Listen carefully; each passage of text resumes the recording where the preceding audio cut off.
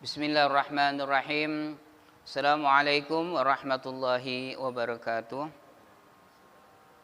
Alhamdulillahi rabbil alamin. Wassalatu wassalamu ala asyrafil anbiya wal mursalin Sayyidina Muhammadin wa ala alihi wa sahbihi ajma'in. Asyhadu an la ilaha illallah wahdahu la syarikalah wa asyhadu anna Muhammadan abduhu wa rasulan nabiyya ba'dah. Allahumma salli ala Sayyidina Muhammad wa ala ali Sayyidina Muhammad. La hawla wa la quwata illa billahil aliyyil azim. Rabbi syarah li sadri wa yassir li amri wa halul 'uqdatam min lisani yafqahu qawli. Shadaqallahul azim. Al-Mukarram, para alim ulama, tokoh agama, tokoh masyarakat, Bapak Ibu yang dimuliakan oleh Allah Subhanahu wa taala, alhamdulillah. Segala puji bagi Allah Subhanahu wa taala yang mana pada malam hari ini kita masih diberi oleh Allah kekuatannya, imannya, Islamnya, taufiknya, bahkan ma'unah riayahnya, sehingga kita bisa sama-sama melaksanakan solat maghrib dengan jamaah. Kemudian kita lanjutkan dengan ta'lim muta'alim, yaitu kajian kitab Perukunan Melayu. Dan mudah-mudahan dengan perdana nih, pengajian pertama ini atau perdana, ya diridha oleh Allah Subhanahu wa taala, dan mudah-mudahan ngaji ini jadi wasilah kita untuk pendekatan diri kita kepada Allah. Mudah-mudahan dengan kajian ini makin dekat kita kepada Allah Subhanahu wa taala, dan mudah-mudahan dengan kajian ini jadi barokah masjidnya, jamaah juga berkah, dan juga masyarakatnya juga berkah. Amin ya rabbal alamin. Kemudian selawat serta salam kita aturkan kepada baginda Nabi Muhammad sallallahu alaihi wasallam. Mudah-mudahan dengan selawat kita mendapatkan syafaatnya, mendapatkan ridha dari Allah Subhanahu wa taala. Amin ya rabbal alamin. Bapak ya jamaah salat maghrib yang dimuliakan oleh Allah Subhanahu wa taala, sebelum saya memulai ngaji ini, terlebih dulu kita membahas masalah ilmu dulu, sebagaimana yang diriwayatkan oleh Imam Tirmizi. Rasulullah sallallahu alaihi wasallam bersabda, man kharaja fi talabil ilmi fi sabilillah hatta yarji, yang artinya barang siapa keluar dari rumah untuk menuntut ilmu Allah, maka disebut fi sabilillah, yaitu di jalan Allah, sehingga ia pulang. Artinya begini, ketika kita keluar daripada rumah untuk menuntut ilmu, untuk mencari ilmu Allah, untuk mencari ridha Allah, maka kita di dalam belajar ini maka disebut fisabilillah. Sehingga kita balik dari rumah pun juga tetap fisabilillah. Andai kata kita meninggal atau gugur, atau meninggal ya di masjid, atau kita pulang dari masjid meninggal, atau status kita masih di rumah, maka kita disebut fisabilillah. Apa itu fisabilillah? Yaitu fisabilillah orang yang mendapatkan pahala dari Allah Subhanahu wa taala. Di samping itu juga ketika dia meninggal juga disebut fisabilillah. Ya, fisabilillah artinya orang yang menuntut ilmu itu di kuburan tidak ditanya malaikat munkar nakir, akan tapi ditidurkan oleh Allah Subhanahu wa taala sampai hari kiamat. Ditidurkan. Tidak ditanya malaikat munkar nakir, dibiarkan. Jadi kalau orang yang statusnya fisabilillah dalam keadaan menuntut ilmu, dia meninggal. Kita nih Pak, Ibu, Bapak, Ibu yang dimuliakan oleh Allah Subhanahu wa taala, ketika kita meninggal ini di dalam menuntut ilmu ini, maka status kita disebut oleh Allah atau Nabi fisabilillah, dan kita tidak akan ditanya malaikat munkar nakir, ditidurkan sampai hari kiamat. Itu keutamaan orang yang menuntut ilmu. Yang kedua, hadis yang diriwayatkan oleh Imam Muslim, kata Nabi dari Abi Hurairah radhiyallahu anhu, qala Rasulullah sallallahu alaihi wasallam, man salaka tariqan yaltamisu fihi ilman sahallallahu lahu bihi tariqan ila jannati. Kata Nabi, barang siapa berusaha pergi atau berjalan atau meniti jalan gitu untuk menuntut ilmu, untuk ilmu Allah, untuk ilmu agama, termasuk kita ini sama-sama belajar di sini, maka Allah gampangkan, Allah mudahkan, yaitu jalan untuk menuju surganya Allah Subhanahu wa taala. Apa maksudnya? Apa artinya?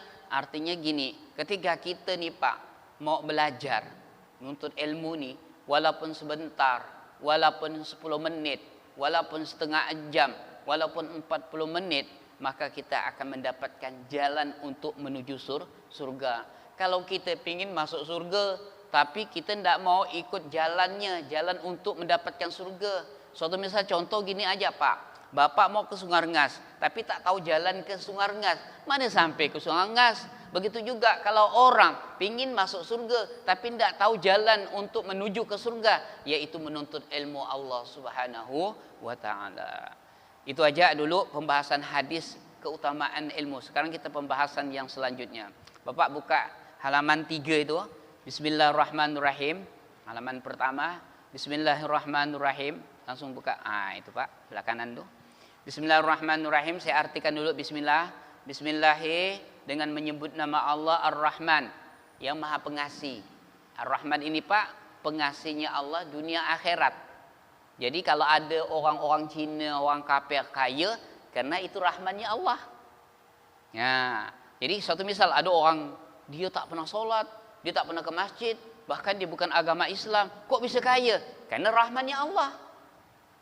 Ya, jadi Ar-Rahman ini Allah, kasih sayangnya Allah untuk orang yang berada di dunia, siapapun, agama apapun, suku apapun, itu rahmannya Allah.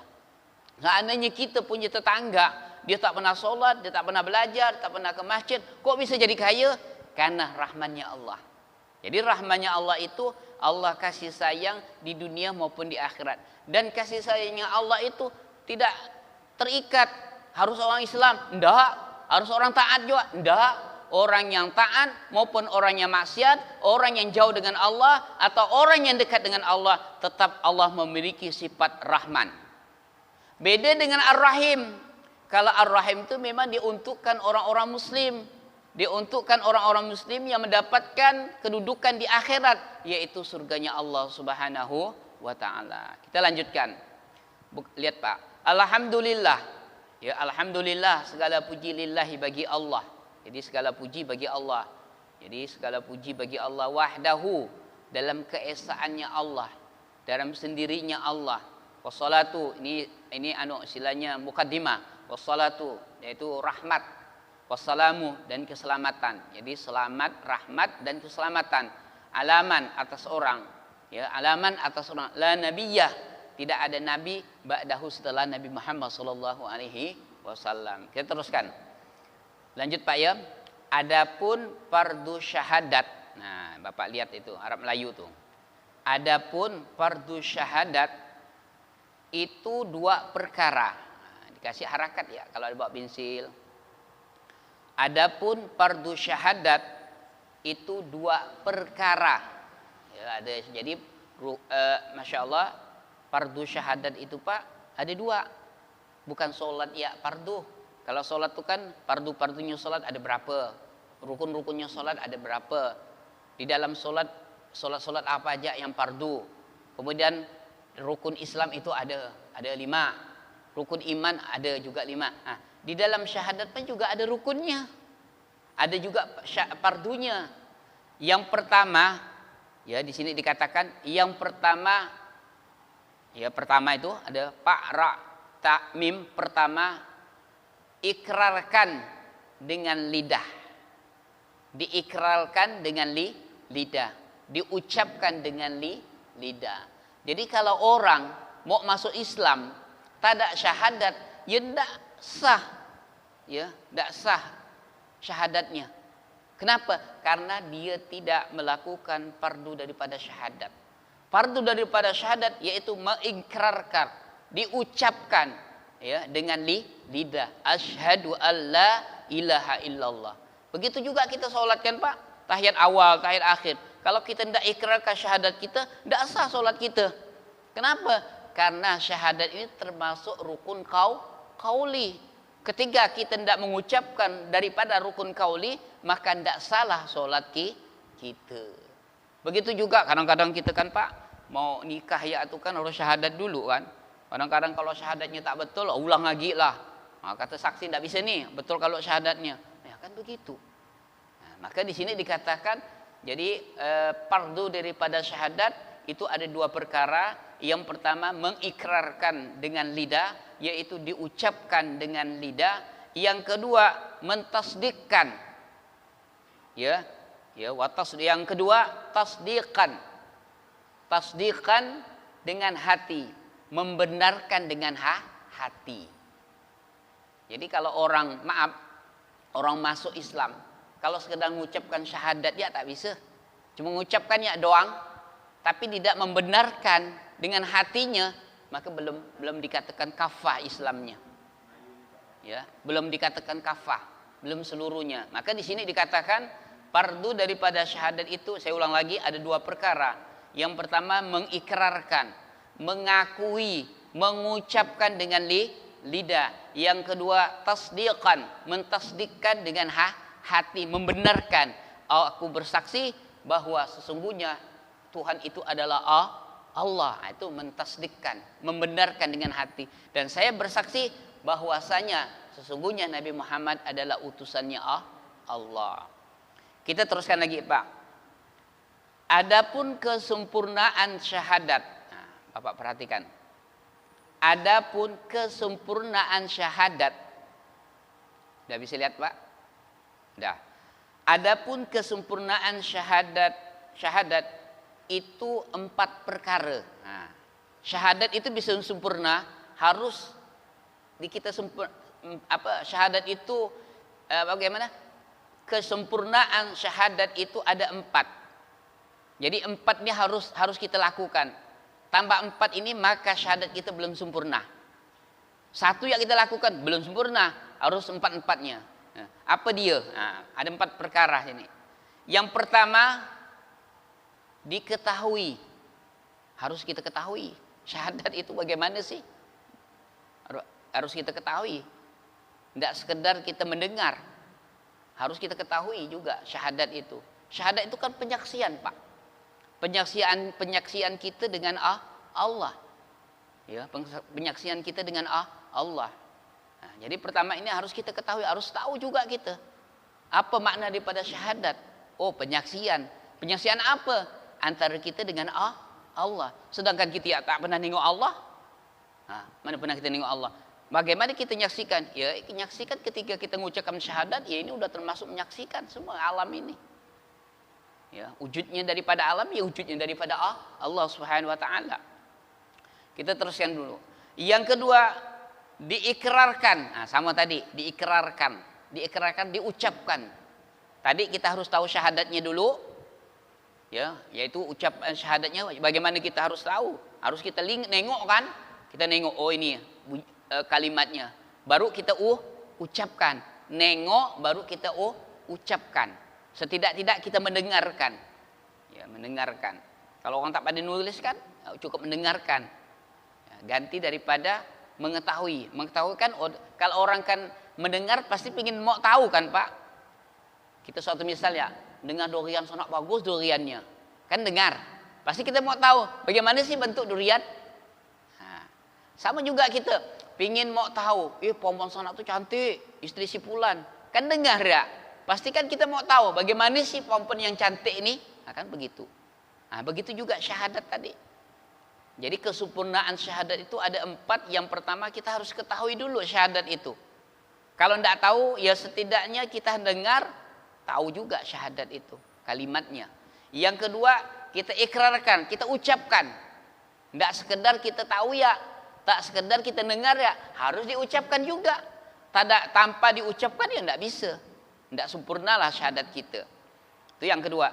Yang ketiga tuh Pak, ditasdikkan, dibenarkan. Ya benarkan dalam hati. Yang kita ucapkan harus kita benarkan. Tidak cukup sekedar diucapkan tapi kita tidak membenarkan apa yang kita ucapkan. Gitu. Asyhadu an la ilaha illallah. Aku bersaksi tiada Tuhan selain Allah. Kita benarkan itu di dalam hati. Benar Allah itu, aku menyaksikan Allah itu. Tidak ada Tuhan, cuma Dia ya. Yang terakhir, yang keempat, diyakinkan. Kita harus yakin bahwa Allah lah yang wajib kita sembah. Tidak ada Tuhan kecuali Dia Allah. Kita teruskan lagi Pak. Nah, ini agak lumayan kajian ini. Adapun rukun syahadat. Nah, ini rukunnya. Kalau tadi kan kesempurnaan syahadat. Yang pertama fardu syahadat. Nah, ini kadang-kadang kan kita kan tidak paham, Pak.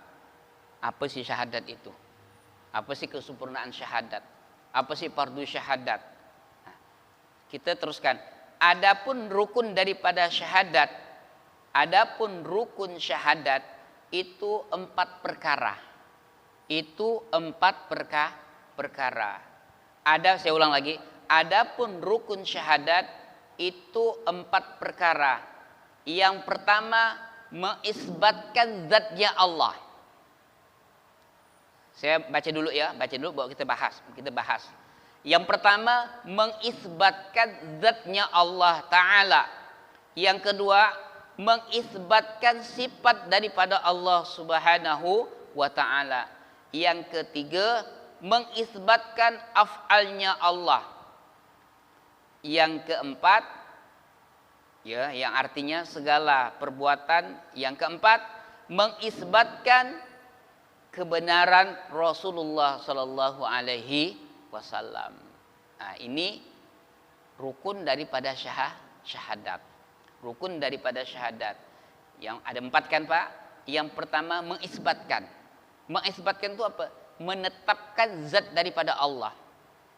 Ya, mengisbatkan, menetapkan daripada zatnya Allah. Ya, zatnya Allah. Ya, kalau zatnya itu istilahnya ya istilahnya apa bahasanya? Bahasa anunya, Pak, ya, bahasa bentuknya kan. Zat itu kan bentuk daripada Allah. Ya, bentuk daripada zatnya Allah. Ya, zatnya Allah. Ya, agak kita ni kan bentuk kita ni kan. Kita ni kan termasuk zat juga. Zat kita. Ya, zat kita harus meyakini juga, mengisbatkan, menetapkan bahwa Allah itu ada zatnya. Bukan sekedar ucapan, bukan sekedar perbuatan, bukan sekedar diingat, bukan sekedar, tapi betul Allah itu wujud. Betul-betul Allah itu ada. Kalau ada inilah disebut zat. Kalau kita sholat kan selama ini kan cuma ucapan Allahu Akbar. Kan gitu, Pak. Nah, tapi di sini mengisbatkan, mewujudkan Allah itu betul-betul Allah itu ada, yaitu daripada zatnya Allah. Nah, gitu. Yang kedua, mengisbatkan, yang kedua ya, Pak, ya. Itu kan zat tadi kan, mengisbatkan sifat daripada Allah. Sifat daripada Allah itu kan sifat 20 daripada Allah kan. Nah, itu kan sifat dari Allah, wujud, qidam. Sifat Allah itu kan di 20 kan, Pak. Itu kan wajib kan, ada namanya istilahnya 50 qawaid. 50 qawaid itu kan yang wajib dari Allah, yang wajib daripada Allah itu kan 20. Secara global ya, Pak, ya, secara global 20. Di antaranya kan wujud, qidam, baqa. Selanjutnya nanti di akhir-akhir, bukan di akhir, pertengahan nanti ada pembahasan masalah sifat Allah, wujud, qidam, baqa itu. Nah, itu yang wajib. Yang mustahil bagi Allah itu kan cuma 20 juga. Yang jaiz bagi Allah 1. Jaiz boleh-boleh saja kalau Allah mau air itu jadi parit, jadi emas, nah, itu kan jaiz. Kalau Allah mau kelapa itu jadi buahnya lebih banyak, itu kan jaiz bagi Allah. Kalau Allah mau itu depan itu jadi bau semua, nah, itu kan jaiz bagi Allah. Nah, itu kan. Jadi udah berapa? 20, 40, 41. Kemudian wajib bagi Nabi kan adalah 4. Ya, amanah, siddiq, pertama siddiq kan, siddiq, fatanah, amanah, tabligh. Nah, ini kan wajib bagi Nabi. Udah 4, berapa udah, Pak? 41, 45. Ya, betul, 45 kan. Kemudian itu wajib. Mustahil bagi Nabi, sebaliknya. Tidak mungkin Nabi tidak tabligh kan. Tidak mungkin Nabi itu tidak cerdas. Nah, 4. Jadi 4, 45 tambah 4, 49. Kemudian jaiz bagi Nabi. Jadi pas 50. Jadi jaiz bagi Nabi. Jadi 50. Nah, kita kembali lagi sifat daripada Allah tadi. Jadi sifat Allah tadi itu wujud, qidam, baqa, seterusnya. Nah, ini kita harus isbatkan juga, menetapkan bahwa sifat daripada Allah itu ada 20 yang global. Yang mustahil bagi Allah ada 20. Kemudian jaiz bagi Allah 1. Wajib bagi Nabi 4. Mustahil bagi Nabi 4. Jaiz bagi Nabi 1. Jadi pas 50 qawaid. Bapak yang dimuliakan oleh Allah Subhanahu wa taala. Kemudian mengisbatkan af'alnya Allah. Nah, ini kita menetapkan af'alnya Allah. Apa mengisbatkan? Menetapkan pekerjaannya Allah, menetapkan perbuatannya Allah. Artinya gini, ketika kita berbuat, hakikatnya Allah yang menggerakkan. Bapak, saya datang ke sini, ya hakikatnya Allah yang gerakkan semua. Kalau kita yang merasakan diri kita yang bergerak, bisa syirik. Aku ini, bergerak aku nih, aku ke sana, aku nih, ya syirik jadi. Kalau kita, maka di sini mengisbatkan af'alnya Allah, menetapkan, memastikan apapun yang kita lakukan itu hakikatnya perbuatan Allah. Aman kita, tidak akan syirik kita. Kalau kita lihat orang nyembah patung, itu udah jelas dah. Tapi ketika kita bergeraknya kita seakan-akan kita yang bergerak, bukan gerakan hakikatnya Allah yang gerakkan, ya syirik. Nah, la haula wala quwata illa billah. Tidak ada daya. Untuk apa? Untuk melakukan taat kepada Allah. Ketika bapak seakan-akan akulah yang taat, syirik hukumnya. La haula kan tidak ada daya. Saya duduk sini tidak ada daya. Siapa yang gerakkan saya? Ya inilah isbat daripada Allah. Allah. Karena tidak ada daya. Kita kan udah ngomong la haula wala quwata illa billah aliyil azim. Kecuali dia semua dah. Kalau aku masih aku, bergerak aku solat ya aku, ya syirik. Nah. Af'al perbuatan Allah. Nah, saya pun juga, maka tadi la haula tidak ada daya. Daya untuk melakukan taat kepada Allah wala quwata, dan tidak ada kekuatan sama sekali untuk menjauh maksiat. Semuanya dia, illa kecuali illa billah, kecuali Allah, billah aliyil azim, dialah semuanya. Tamsilnya gini Pak, di dalam kitab Sirrul Asrar itu dijelaskan tuh, perumpamaan ya. Ini perumpamaan ya Pak, saya garis bawahi. Kita nih Pak bergerak nih seperti gini Pak, bayang-bayangan. Nah ini kan, ini tamsil ya Pak ya. Tangan saya ini perumpamaan ya, jangan sampai salah penafsiran nanti ngaku Allah pula. Seakan-akan tangan saya nih Allah, sedangkan bayangan ini ya kita lah. Kita bergerak, siapa yang gerakkan kita bayangan ini? Siapa yang gerakkan bayang? Ya tangan saya. Sama juga kita nih bayangan daripada Allah. Kita bergerak begini, ya itu bayangan dari Allah. Bergeraknya kita kena ada yang gerakkan. Siapa? Yaitu Allah. Maka tadi la haula, tidak ada daya. Kalau kita ngaku, oh aku ini berjalan sana, aku semua ini, aku ini, bisa syirik. Kalau kajian tasawuf begitu dia, kajian sifat 20 ya begitu. Kajian kitab ini ya begitu. Sikit ya gitu, oh aku semua nih, oh aku. Aku sholat, oh aku puasa, aku. Oh seakan-akan dia yang melakukan, bukan Allah. Kan begitu dia. Maka di sini tadi kan kita bahas tadi itu kan mengisbatkan af'alnya Allah Ta'ala, menetapkan. Kalau kita sudah menetapkan ya apapun yang kita lakukan semuanya Allah. Kita sholatnya juga Allah. Kita melakukan aktivitas kita sehari-hari pun juga Allah. Ketika kita silaturahmi pun juga Allah. Ketika kita taklim pun juga Allah. Kenapa? Karena kita tidak ada daya. Tidak ada daya. Tidak ada kekuatan sama sekali. Kecuali dia semuanya. Maka di sini disebutkan isbat. Isbat, menetapkan dari perbuatan Allah Subhanahu wa ta'ala. Yang selanjutnya Pak ya. Artinya segala perbuatan ya. Di sini dikatakan isbatnya Allah tadi itu artinya segala perbuatan ya. Apapun yang kita lakukan itu semuanya Allah. Angin bergerak, Padahal anginnya tak nampak. Tidak nampak anginnya, tapi kita bisa merasakan daripada angin. Kemudian kita bertanya gitu, siapa menggerakkan angin? Segini, kita nanya, siapa menggerakkan pohon? Ya angin. Sekarang siapa yang gerakkan angin? Ya Allah. Sama juga kita. Siapa yang gerakkan kita? Ya Allah. Semuanya Allah semua. Ya, semuanya Allah. Ya. Bapak yang dimuliakan oleh Allah Subhanahu wa taala. Yang keempat, mengisbatkan kebenaran Rasulullah sallallahu alaihi wasallam. Ya, kebenaran. Betul kan? Kebenaran.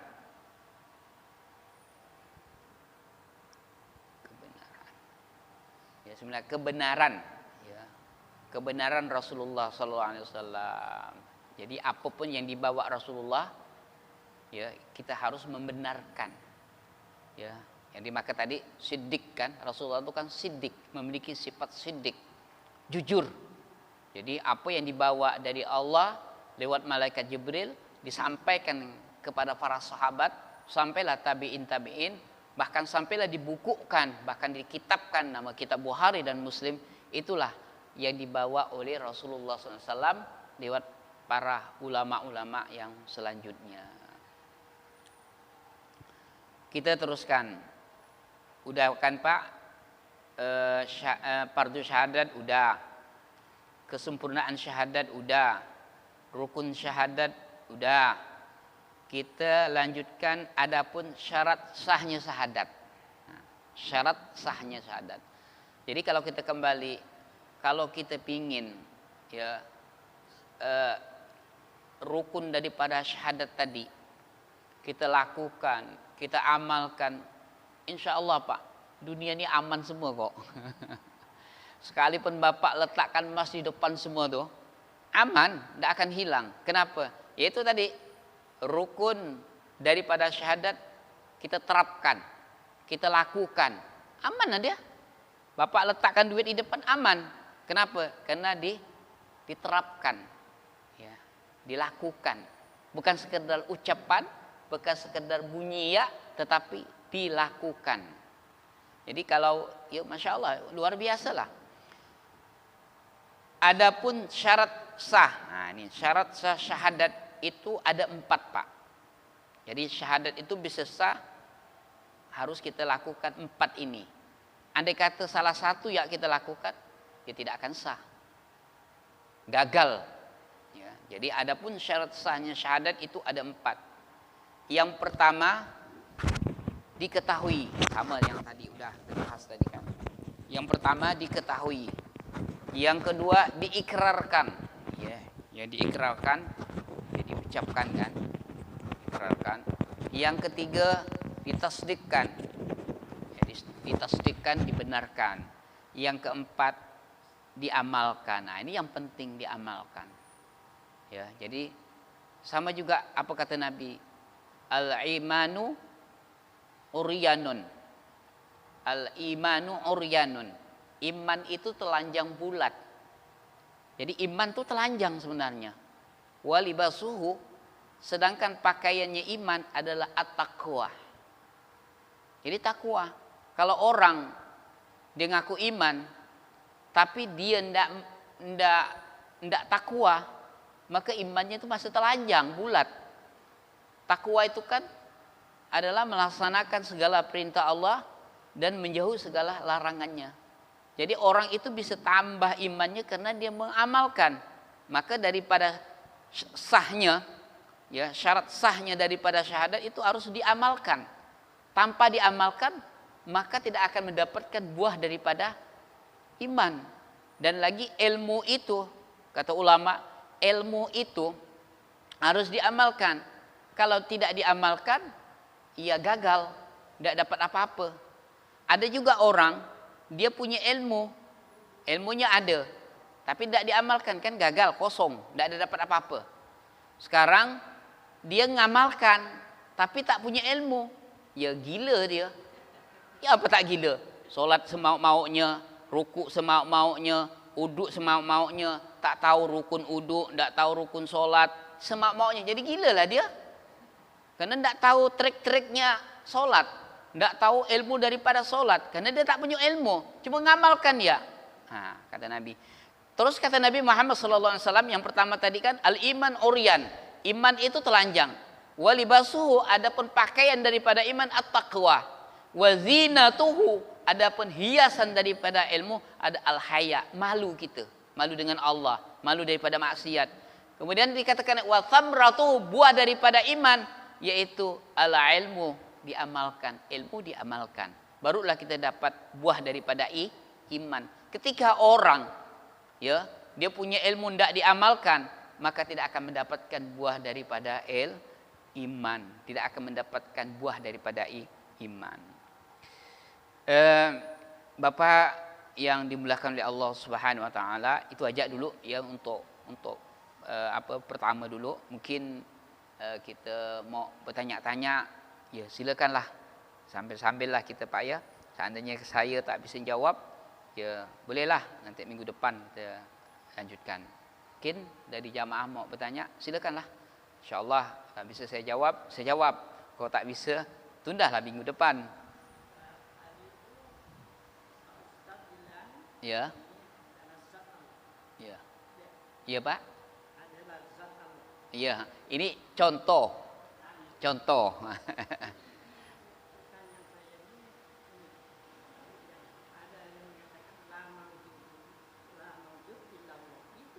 Oh, la maujud, tidak ada sesuatu yang ada kecuali Allah.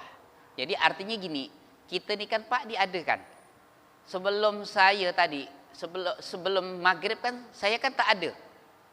Saya ni kan diwujudkan, diadakan oleh Allah. Oh ya, tidak apa-apa. Oh ya, oke lah. Jadi tamsilnya gini, contohnya gini Pak ya. Saya tadi ini kan jam 5 belum ada di sini kan. Artinya tak ada. Sekarang saya duduk di sini artinya ada. Adanya saya di sini karena diadakan. Beda dengan Allah, la maujudun, tidak ada sesuatu yang maujud kecuali Allah. Nah, saya di sini tadi ini tidak ada karena diadakan. Sedangkan Allah memang betul-betul sudah ada. Sebelum dijadikan dunia Allah udah ada. Karena Allah mau wujud. Gitu gak Pak? Iya. Jadi Bapak nih, tadi kan Bapak sana kan? Nah, jadi Bapak di sini diadakan. Siapa yang adakan? Allah. Begitu juga saya pun juga di sini. Saya mengadakan saya. Siapa yang gerakkan saya? Ya Allah.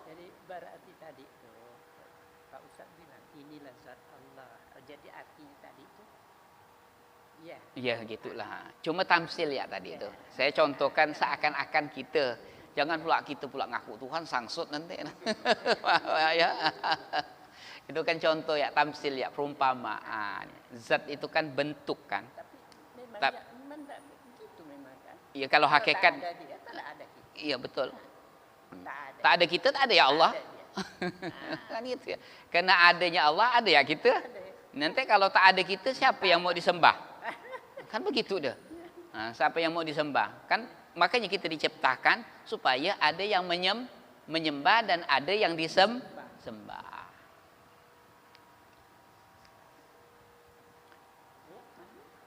Ya, kita ngomong-ngomong nambah Pak, nambah wawasan. Saya pun juga nambah ya ngaji gini nih.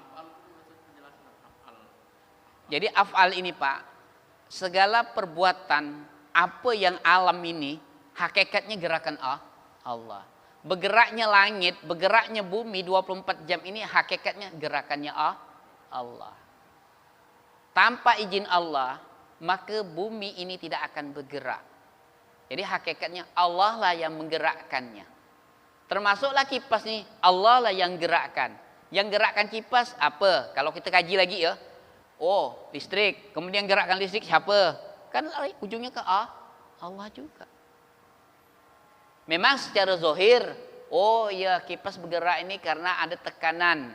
Apa yang nekan? Listrik. Oh listrik ini apa? Karena adanya mesin sana. Kemudian mesin, kenapa mesin bisa berputar? Karena adanya minyak. Kemudian minyak ini balik ke dia semua lagi.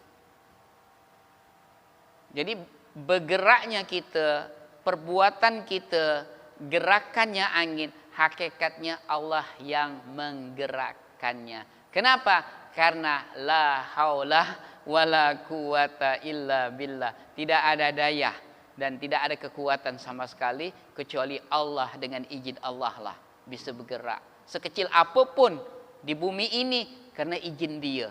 Sebaliknya, sebesar apapun yang di bumi ini tanpa izin Dia tidak akan bergerak. Hakikat ya.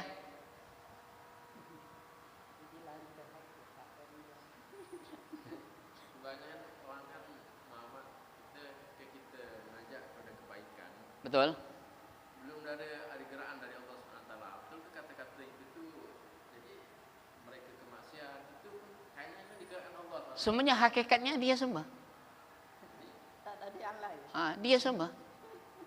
Dia kalau ngasih petunjuk kan dia juga. Iblis itu kenapa Allah yang gerakkan? Sebenarnya hakikatnya Allah semua itu. Memang udah apa ya?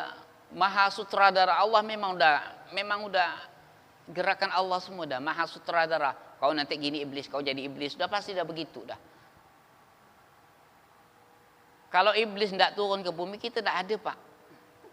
Surga itu tidak ada tempat orang beranak, dan di surga itu tidak ada dalam buang kotoran.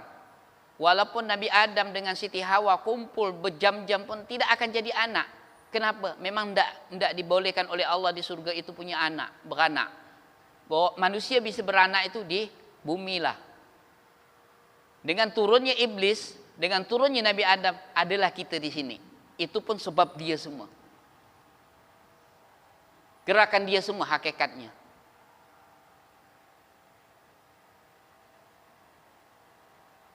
Memang pusing memang kamu.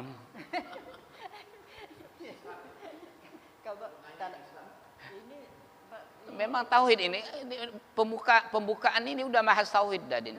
Ayo, silakan. Jadi begini, yang saya tanyakan, dari zamannya Nabi Adam, Iya. ya kan, sampailah ke kita sekarang. Iya. Yang saya tanyakan itu mengapa apa yang kita tahu itu orang-orang itu menentang Allah, sedangkan dari zaman Nabi Adam ini ke sampai ke anak ke cucu itu kan Satu jalur. satu jaluran itu ajaran kan. Iya betul. Menyembah engkau kepada Allah. Soalnya nggak ada lagi Tuhan selain Allah. Betul. Mengapa pas kita di zamannya Nabi Nuh, Nabi Ibrahim itu tuh terpecah. Ada yang menyembah patung, menyembah itu. Apa yang terjadi di saat itu? Di saat terjadi aliran itu atau terjadi dari keturunan itu dari Nabi Adam ke Nabi Ibrahim. Ya, seterusnya lah. Ya itulah tadi. Apa yang terjadi itu sampai orang itu menyembah patung. Padahal dari zaman Nabi Adam mengatakan kepada anaknya sembahlah Allah. Betul. Anaknya mengatakan kepada anaknya lagi sembahlah Allah. Anaknya lagi mengatakan sembahlah Allah. Kenapa sampai orang itu semakin banyaknya orang keturunan dari Nabi Adam semakin orang itu semakin kacau. Betul. Semakin alirannya itu ibaratnya Macam-macam lah. macam menyembah patung, musuh kepada Allah. Padahal Ya, udah paham. tua kepada anak pastilah mengajarkan Yang baik. apa sebabnya itu? Sebabnya pertama, yaitu tadi Allah ciptakan buruk dan Allah juga ciptakan baik. Kemudian yang buruk ini ada yang kan ada dua nih, yang baik malaikat, yang buruk iblis. Iblis inilah gunanya iblis tadi ini, mengarahkan orang untuk jahat. Tapi hakikatnya pun juga Allah. Dan Allah itu menciptakan baik dan menciptakan buruk. Secara hakikat ya, tidak ada sila baik, tidak ada sila buruk, semuanya baik. Saya ulang lagi, Allah menciptakan semua itu baik. Cuma syariatlah yang memilah-milah, ini tak boleh, ini tak boleh. Jadi buruk itu sebenarnya itu baik bagi Allah. Kalau tidak baik, Allah tak ciptakan buruk. Dan Allah juga yang menciptakan iblis. Dan Allah juga yang menyuruh iblis untuk menggoda orang-orang imannya lemah. Memang dah begitu dah. Karena si iblis sudah ngomong, ya Allah, aku ingin menggoda umat-umat Nabi Muhammad. Silakan kata Allah. Suruh Allah, silakan. Asal kamu mampu. Dan lagi, selama orang itu bisa kamu goda, silakan. Kalau kamu tidak bisa, ya udah. Memang udah perintah Allah. Memang dah sunatullah dah. Dah sunatullah dah. Memang dah begitu. Udah aturannya dah. Jadi penyebab daripada hancurnya daripada umat manusia sampai menyembah Ya iblis. Iblis dengan nafsu. Hakikatnya pun Allah juga. Kenapa? Karena dia udah izin. Ya Allah, aku mau ngoda umat Nabi Muhammad. Silakan kata Allah. Dan memang udah ada izin dah.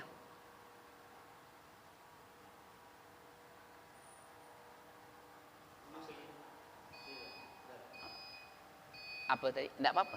Ini kan ada yang sebagai bilang Ustaz, kita ini Islam ini sebagai Islam turunan atau kita ini Islam kita ini katanya cuma sebagai turunan, belum sebenar-benar Islam tadi. Itu gimana Ustaz? Ada yang Islam keturunan.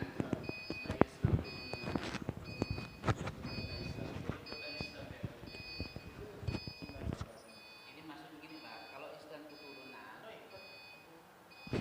Kalau Islam keturunan ini kan ngikut-ngikut ya. Tidak berilmu.